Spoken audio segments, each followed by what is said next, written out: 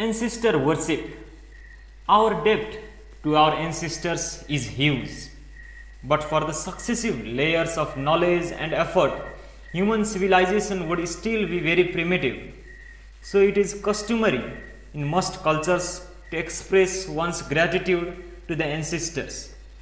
In some cultures, this ancestor veneration takes on a different proportion and turns to worship.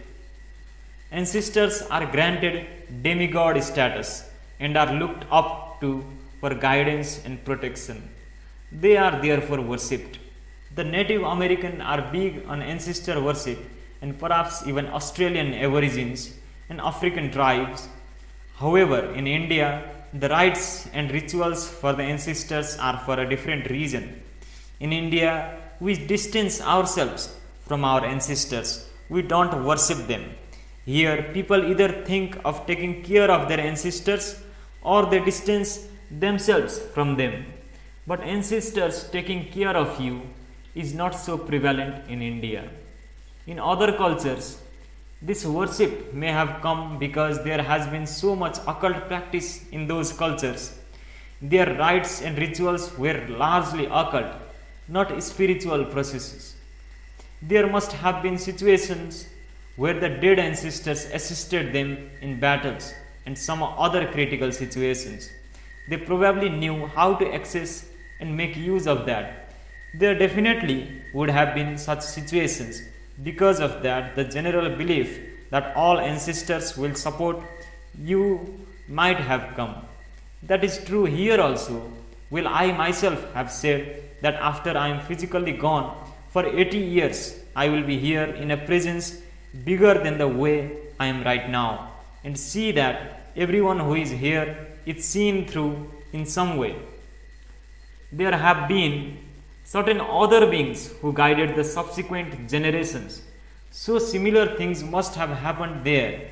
Based on that, there must have been a general belief that every ancestor was capable of doing it. Some might have done this for sure, but generally speaking, every ancestor is not capable of this. Collective knowledge of past generations definitely benefits us in a million ways if a strict code of how we intermarry is carefully managed, as it was in ancient India.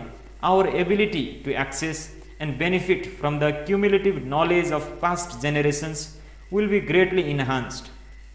This is not in terms of the rigid caste system, but on the basis of genetic compatibility. Many business families have exhibited this in phenomenal ways.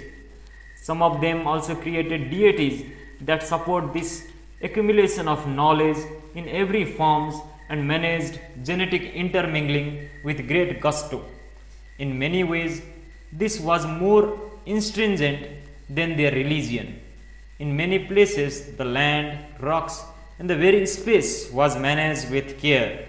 In certain culture, they do not want to disturb even the soil and rocks that were witness to their ancestral glory, because these were tools of retaining their knowledge.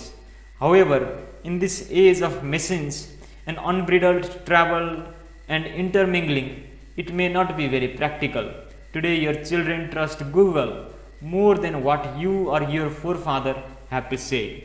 It is unfortunate that we have moved from intuition to information.